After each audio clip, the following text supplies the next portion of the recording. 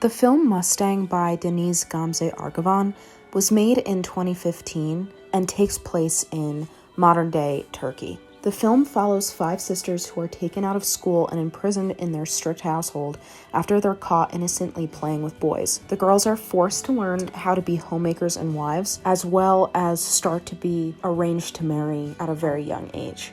Before they're married off, the youngest sister seems to be the leader in trying to maintain her sister's innocence, and eventually is able to escape their household with her next oldest sister. Unfortunately, not before 2 sisters are married off and 1 sister commits suicide. This film has been compared to the American film The Virgin Suicides, directed by also female director Sofia Coppola back in 1999. It follows 5 sisters who also live in a strict religious household. The film takes place in the 1970s in a suburban area of Michigan. It's narrated by a man who knew of the family as a young kid. It's told from the perspective of teen boys that were basically obsessed with these girls. They're depicted as mysterious and aloof because of their traditionally strict parents. The story begins with the youngest sister committing suicide, then follows the sisters who seem to try to move on until they get imprisoned in their home after the next youngest sister stays out past curfew. The film ends with the rest of the sisters committing a suicide pact. The struggle to define gender equality and women's rights has played out in different moments during the past 100 years in Turkey from the 1920s to 2020. Their goal of modernization through westernization helped establish the Swiss Civil Code of gender equality when it comes to divorce, inheritance, and custody over children. Over decades since, the laws have been removed and reestablished several times depending on who's in power. The founder of the AKP party, mayor of Istanbul, and sitting president since 2014 is Tayyip Erdogan, who continuously encourages the idea that justice is established not through equality, but complementarity, i.e. women as wives and mothers in the family and men as the breadwinners. Secular and feminist opposition to the AKP have been working hard to push back on this conservative pressure, yet they face significant challenges in an uneven playing field and in the restricted media environment. Continuously promoting these conservative ideologies and taking away of women's rights has led to a drastic rise in the violence against women. The reported number of women killed, mostly by spouse or partner, has risen from 66 in 2002 to 474 in 2019. In the early 2000s, there were reports of honor killings in which men would kill female members of the family that they believed were offending their family's honor through non-traditional womanly actions. In communities that still continue patriarchal practices and hierarchies, women are still denied most of their rights and aren't supported by members of the government who ignore these issues. Turkey's history of censorship continues in the voices of females trying to fight against these problems. This is important context when talking about these 2 films, because even though both films can be argued to be feminist films, Mustang really takes the idea of the male gaze used in The Virgin Suicides and uses it to exploit and critique the current treatment of women in Turkey today. So in Mustang, she recreates the storyline of this American film in order to build off its basic premise of how the characters are portrayed so that she can create a story that delves deeper into the lives of these character tropes. The filming of The Virgin Suicides followed the original novel in how its perspective is narrated by a man who's reminiscing about his childhood and the girls that him and his friends were so obsessed with as kids. But because of that, the picture that we get of the girls is completely sexualized. There's total lack of dialogue. The costume design really focuses on their body, and the cinematography also focuses on parts of their bodies, as well as dream sequences that occur that totally romanticize these young girls to show what basically is going inside the heads of these teen boys. This is done to distract from the toxic environment the girls live in and their home life, which is basically given no context.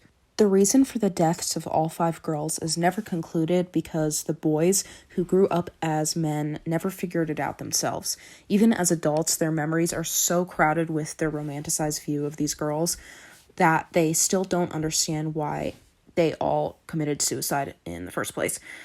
The parents are depicted only as strict, not really evil, invoking viewers to conclude that the girls chose to be the most dramatic that they could possibly be by killing themselves just because they're grounded. I think it's really important to reiterate that, again, this is supposed to follow the point of view of the boys. So even as adults, they can't imagine why a young girl would kill themselves, when in reality, it can be any of the pressures that women face on the daily. And in this case, it would be young girls that are pressured by their parents to be pretty much children of God. So Mustang also chooses this filter, showing scenes of the girls laying around the house in their bathing suits and dresses that they can only wear when they're in the house by themselves. But she chooses to do this in a semi-sexual manner to continue the point that Coppola is making in her film. In an interview with Ergavon, she explains that she directed it this way to comment on the real-life images in which the girls are forced to grow up into. There's a filter of sexualization, she says, through which women are perceived. It's an idea that the main religions carry a way of saying that women create disorder because they generate desire. The difference is that it's the viewer's choice to see them as women or to see them as the children they are. So while in the Virgin Suicides, they're truly depicted as looking like women when they're supposed to be playing young teenagers, even middle schoolers, in this film, they are played by young girls. So it really forces the viewer to choose to look at them as children or choose to look at them as Ergavon is portraying them. Another contrast is that Mustang actually does show their home life, so viewers can see that they are put in a cruel, forced isolation. There are also scenes in which the audience sees evidence of sexual abuse by their uncle. Similarly to the American film, they're taken out of schools, but rather than showing them sitting around and doing each other's makeup, they are shown being forced to learn how to be good wives and mothers. The suicides themselves are also an important aspect that both directors include. In the US film, the sisters follow a suicide pact in which their deaths are even beautified. The boys don't recognize the tragedy or even experience trauma. Their memories are still clouded with these young girls as sexual objects. So, Ergavon takes a different path by only having one of the sisters commit suicide. I think that this killing of the single daughter is more brutal than any of the 5 in the US version because her character is given a personality, given hopes, given dreams. Her death is also shown to dramatically affect the other sisters, unlike in the US version.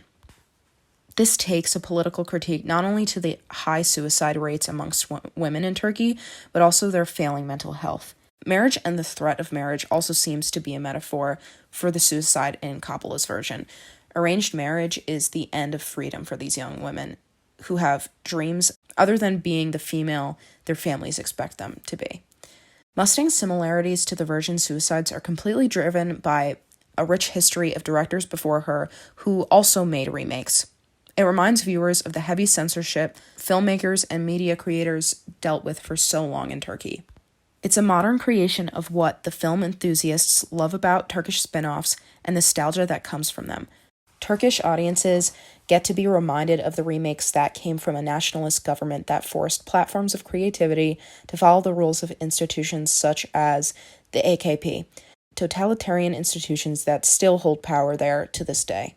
The art of copy culture was used by this female director to spread awareness of the violence and sexism Turkish women are living with, while reaching young girls that can relate to these feminist characters.